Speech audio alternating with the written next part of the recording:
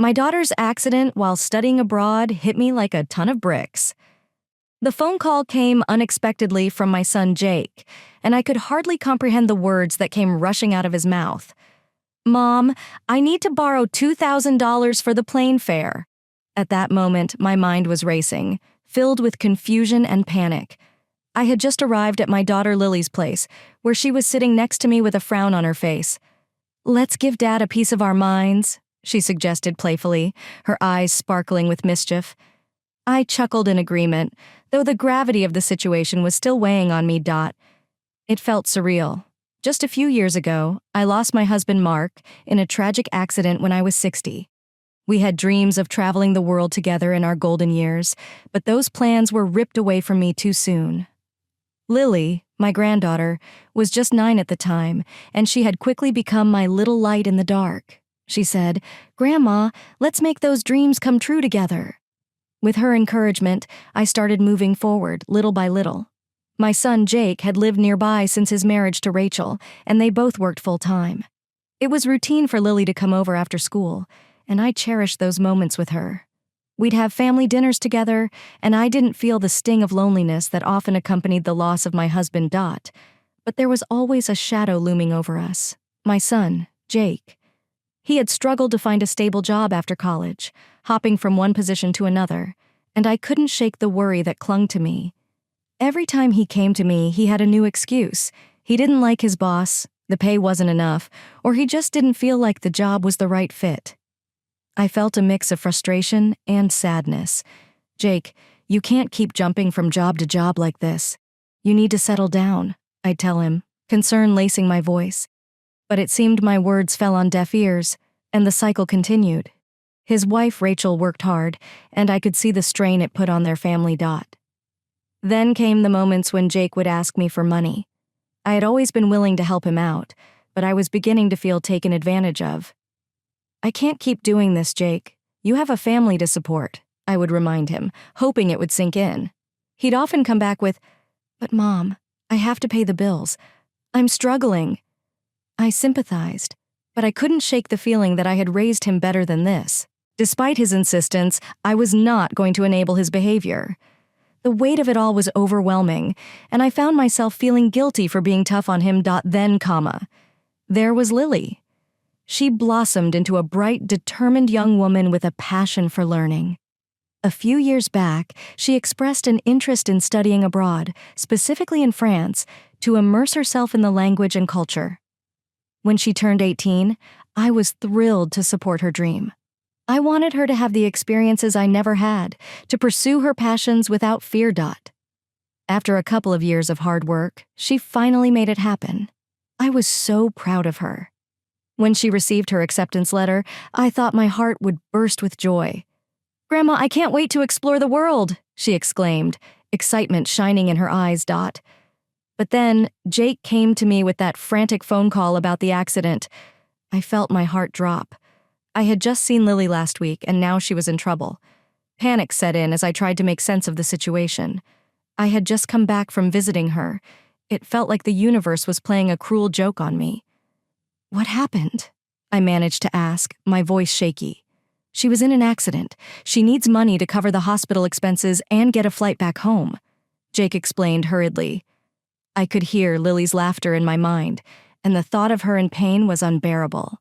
"What do you mean you need $2,000? I asked, feeling overwhelmed. "I'm stuck on a business trip, and the banks are closed for the weekend. I need it for the flight back," he said, desperation lacing his voice. I glanced over at Lily, who was sitting next to me with her scowling face, completely unaware of the turmoil unfolding in our lives. "Let's give Dad a piece of our minds," she suggested again, and in that moment, I felt a surge of solidarity. I took a deep breath. "Let's beat him up," I half-joked, trying to lighten the mood. But deep down, I was still grappling with the weight of my son's words and the fear for Lily's safety. It was clear I needed to act, and quickly. I couldn't let my daughter suffer because of Jake's inability to handle his finances. This was my family, and I had to step up for them both. Little did I know, this was just the beginning of a complicated journey filled with challenges that would test the very fabric of our family. After that unsettling phone call from Jake, my mind was a whirlwind of thoughts. I felt the need to help my daughter, yet I was frustrated with my son's irresponsible behavior. I couldn't fathom how he had allowed things to spiral out of control. I glanced at Lily, still oblivious to the chaos unfolding around her, and my heart ached for her. "Grandma, are we going to visit Lily? I miss her," she chimed, her innocent excitement a stark contrast to my internal turmoil. "Yes, sweetie, we're going to see her soon," I replied, forcing a smile, trying to channel my anxiety into optimism for her sake. After hanging up with Jake, I spent the rest of the evening pacing my living room, contemplating my next steps. I couldn't just sit back and let my son dictate how I would support my family. I had to find a way to help Lily, while also addressing the mess Jake had created. The next morning, I called Jake again, determination fueling my resolve. "We need to talk about what's going on with Lily and the money," I said, my voice steady. "Mom, I'm really stressed right now. I'm trying to juggle everything," he replied, a hint of frustration creeping into his tone. "I understand, but this isn't just about you. Your daughter is in need and we can't let this situation go unchecked. I'm not going to support you financially if it means neglecting Lily's needs," I asserted, hoping to draw a line in the sand. "Come on, Mom, this is serious. If I don't get that money, I can't help her." "Then you need to figure it out without relying on me to bail you out every time," I said firmly. "This is about being a responsible parent, Jake. You have a family to support." After a tense conversation, I could feel the weight of my words hanging in the air. I wasn't going to enable Jake's behavior anymore.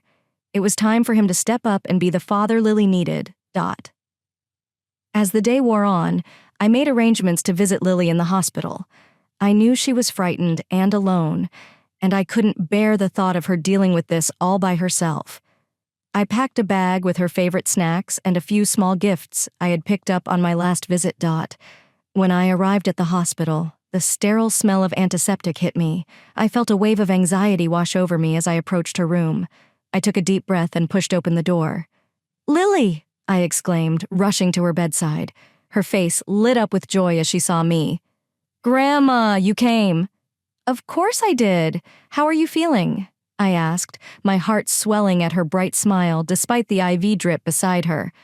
"I'm okay, just a little sore. I'm glad you're here," she said, her voice a little shaky. I sat beside her, taking her hand in mine. "I'm here now, and I'm not going anywhere. I brought you some snacks."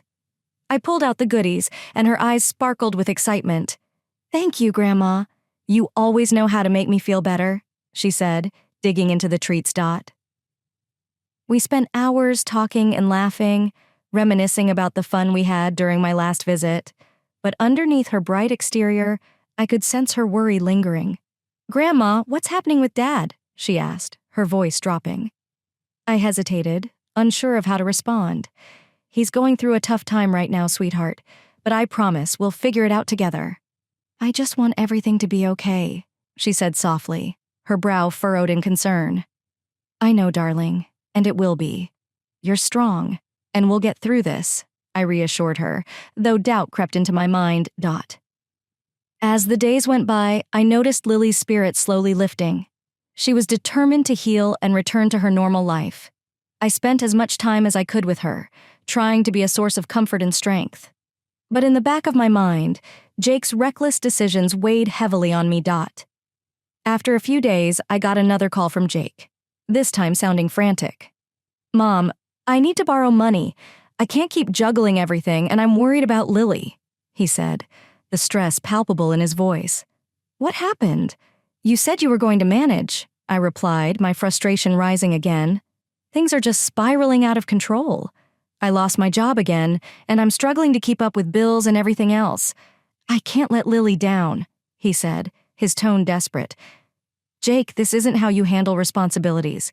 You need to find a stable job and figure out a plan. You can't keep coming back to me for money," I said, feeling my heart sink. "I know, but I'm scared. I don't want to fail her," he admitted, his vulnerability surprising me. "Then stop running away from your responsibilities. I'm here to support you, but you need to step up. You can't keep relying on me," I said, trying to convey my support while also pushing him to take charge of his life. After that conversation, I realized that I couldn't keep enabling Jake's behavior. I needed to focus on being there for Lily and helping her recover. I was determined to set boundaries while still being supportive. I just hoped Jake would come to understand the importance of accountability before it was too late. As I prepared for my next visit to Lily, I held on to the hope that our family could find a way through this turbulent time together. Little did I know, there were more challenges ahead that would test our resilience even further. The days at the hospital blurred into a routine of visits and conversations with Lily, who continued to inspire me with her strength and determination to heal. Despite the circumstances, we shared countless laughs, and I cherished every moment we spent together. But in the back of my mind, I could feel the tension with Jake building like a storm cloud ready to burst. After a week of daily visits, I finally received the call I had been dreading. Jake rang me one afternoon, his voice shaky and filled with panic. "Mom, I need to talk, it's important." "What's going on?" I asked, my heart racing. "It's about Lily, she needs you," he said, his voice breaking. "She's been acting strange since she got out of the hospital. I'm really worried." I felt a chill run down my spine. "What do you mean? She's been doing well, hasn't she?" "No, she's not herself. I think she's feeling overwhelmed. I've tried talking to her, but she just shuts down. I don't know how to help her," he admitted, desperation dripping from every word. Taking a deep breath, I steeled myself. "I'm on my way. I'll talk to her," I said, trying to project calm even as my heart raced. When I arrived at Jake's house, the atmosphere felt heavy. I found Lily sitting on the living room floor, her eyes fixed on the TV but not really watching. I could see the signs of distress in her posture and the way her fingers nervously fidgeted with the hem of her shirt. "Hey, sweetheart," I said softly, kneeling beside her. "Can we talk?" She looked at me, her expression a mix of relief and apprehension. "I don't know, Grandma. I just feel lost." I wrapped my arms around her, pulling her into a warm embrace. "It's okay to feel that way. You've been through a lot, and it's perfectly normal to feel overwhelmed." Lily leaned into me, her shoulders trembling as she began to cry. "I thought I'd be okay after getting out of the hospital, but everything feels different now. I'm scared, Grandma." "I'm here for you, Lily. You don't have to go through this alone," I reassured her, rubbing her back gently. "Let's take it one step at a time. What are you feeling right now?" "I don't want to be a burden to anyone," she said, wiping her tears. "I feel like I'm causing problems for everyone." "No, sweetheart, you're not a burden. You are loved, and we all want to help you. Your dad and I just want you to be happy and healthy," I explained, my heart aching for her. As we talked, I could feel the weight lifting from her shoulders, even if just a little. "I don't want to go back to school yet," she confessed, her voice barely above a whisper. "Then don't rush it. You have the right to take your time. Focus on what makes you feel safe and happy right now," I said, hoping to ease her anxiety. As our conversation deepened, I realized just how much pressure Lily was putting on herself. She felt like she needed to bounce back immediately, but I knew it would take time to adjust. I promised her that I would help her navigate her feelings and that we could figure this out together. After our heart-to-heart, I felt a renewed sense of purpose. I didn't want to just be there for Lily. I wanted to ensure that Jake understood how serious this situation was. I went to find him in the kitchen, where he was pouring himself a glass of water. "Jake, can we talk?" I asked, trying to keep my voice steady. "Sure, what's up?" he replied, but I could see the tension in his posture. "Lily is really struggling right now. She feels lost and overwhelmed," I said, watching his reaction closely. He frowned. "I thought she was doing better after coming home. I don't understand." "She's been through a lot, Jake. You need to step up as her dad and support her through this. She's scared and needs reassurance," I urged, hoping to penetrate his protective shell. "I've been trying. It's just hard to know what to say," he said defensively. "It's simple. Just listen to her. Validate her feelings. She doesn't need you to fix everything. She needs you to be there for her," I insisted. Jake sighed, running a hand through his hair. "I don't want to mess this up. I feel like I'm failing as a dad." "You're not failing. You just need to be present." This isn't about perfection. It's about being there when she needs you, I said gently. As the conversation progressed, I could see a flicker of understanding in Jake's eyes. Maybe he was finally beginning to realize the importance of supporting Lily through her struggles. Afterward, I decided it was time to address the financial aspect of our family's situation. I pulled Jake aside again, needing to have a candid conversation. Jake, we need to talk about the money you've been asking for. His expression hardened. Mom, I told you, I'm in a tough spot. I get that, but you need to stop relying on me for everything. You're an adult, and it's time to take responsibility for your life. You can't keep using Lily's accident as an excuse to borrow money, I said firmly. Are you really going to throw that in my face? He shot back, anger flaring.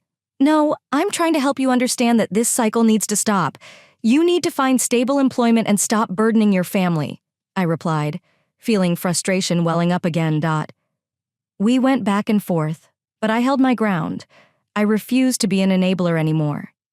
If you want to help your daughter, you need to set an example. Show her that you can be responsible, even in difficult times. After our heated conversation, I felt exhausted, but resolute. I knew it wouldn't be easy to change the dynamic between us, but it was necessary. I wanted to foster a healthier environment for Lily, one where she could thrive. As the week unfolded, I tried to keep the lines of communication open with both Jake and Lily. We spent time together as a family, and I hoped that my son would take my advice to heart. Little by little, I could see some changes in his demeanor. He was starting to engage more with Lily, and I felt a sense of relief. But deep down, I knew we were still walking a tightrope. Jake needed to learn the value of responsibility, not just for himself, but for Lily as well. With each passing day, I remained hopeful that we could overcome these obstacles together, strengthening our family bond in the process. As the days turned into weeks, I noticed a gradual but undeniable shift within our family dynamic. Jake began to spend more quality time with Lily, helping her with her studies and showing genuine interest in her life. I could see the positive impact this was having on her mood and confidence. It was as if a weight had been lifted off her shoulders, and I felt an immense relief. However, I also knew that old habits die hard. There were still moments when Jake would slip back into his excuses or frustrations about life. One evening, as we were sitting together in the living room, he began to vent again. Mom, I'm trying my best, but it feels like the world is against me. I can't catch a break, he said, running a hand through his hair. I looked at him, determined to help him see the bigger picture. Jake, it's okay to feel overwhelmed, but instead of blaming everything around you, try to focus on what you can control. You need to take charge of your life and make the changes necessary to move forward. I know, but it's just so hard, he replied, his voice heavy with frustration. Sometimes I feel like I'm going in circles. Then let's find a way to break that cycle, I suggested. What if we sit down together and make a plan? We can set some achievable goals, both for you and for Lily. He hesitated, but eventually nodded. Okay, I'll give it a shot. We spent that evening mapping out a plan, focusing on small, manageable steps. We set goals for Jake to apply for jobs and established a routine for him to spend time with Lily every day. It felt good to see him engaged and motivated, and I hoped this newfound commitment would lead to positive changes. Meanwhile, Lily was flourishing. Her confidence grew, and she began to express interest in taking on new challenges. One day, while we were cooking together, she said, Grandma, I think I want to start a blog about my experiences in France. I want to share my adventures with others. My heart swelled with pride. That's a wonderful idea, Lily.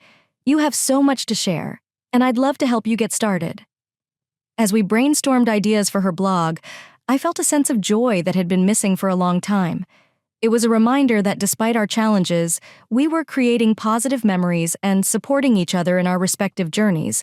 However, I knew there were still hurdles to overcome. One evening, after a particularly exhausting day, I sat down with Jake to discuss how things were going. How are you feeling about everything? I asked, concerned about the way his eyes seemed to cloud over. I'm trying, Mom, but it's still tough, he admitted. I've applied for a few jobs, but nothing has come through yet, and I can't shake this feeling of inadequacy. I reached over and placed a comforting hand on his shoulder. You're not inadequate, Jake. You've been through a lot. Just remember, every step you take is progress, even if it doesn't feel that way. But what if I let everyone down? He said, his voice breaking. I don't want to be a failure. You won't let anyone down, especially not Lily. She looks up to you, and as long as you're trying, you're setting a good example for her, I reassured him. Jake sighed, the tension in his shoulders slowly easing. Thanks, Mom. I needed to hear that. As the weeks continued to pass, Jake's perseverance began to pay off. He secured a job at a local company, one that seemed like a good fit for him. I felt a surge of pride as he shared the news with us, and I could see the relief wash over him. I'm finally getting my life back on track, he exclaimed, a genuine smile spreading across his face. And just like that, things seemed to fall into place. With Jake's newfound stability, Lily's spirits soared even higher. They began to form a deeper bond, sharing stories and laughter. I couldn't help but feel like we were finally on the right path. But there was still the lingering worry about my mother's health. She had been struggling to adjust to her new lifestyle, and while she was making progress, I couldn't shake the fear that she might revert to old habits. One day, I decided to have an open conversation with her. Mom, how are you feeling about everything? I know it's been a tough transition, I said, genuinely wanting to know. She looked at me, her eyes glistening with emotion. It's been hard, Lucas. I've had to confront so many truths about my choices and my health. I'm grateful for your support, but I still feel lost at times. I understand, and I'm proud of you for taking steps to improve. But remember, you're not alone in this, I reassured her. We're all here for you, and we want to see you thrive. My mom smiled weakly. I'm trying. It's just a battle every day. But having you and Lily cheering me on makes it a bit easier. I couldn't help but feel a sense of warmth at her words. Together, we were forming a stronger family unit, navigating the challenges of life as a team. Then, out of the blue, I received a phone call from the hospital where my mom had undergone treatment. My heart raced as I answered, anxiety clawing at me. Hello, this is Lucas, I said, trying to keep my voice steady. Mr. Thompson, this is Dr. Stevens. I wanted to discuss your mother's recent test results. The voice on the other end said. My stomach dropped. Is everything okay? Well, we've noticed some improvements in her health, but there are some concerns we need to address, Dr. Stevens continued, and my heart sank further. As I listened intently, I realized that my mom's journey toward recovery was far from over. I felt a renewed sense of determination to support her through whatever lay ahead, knowing that our family was stronger together.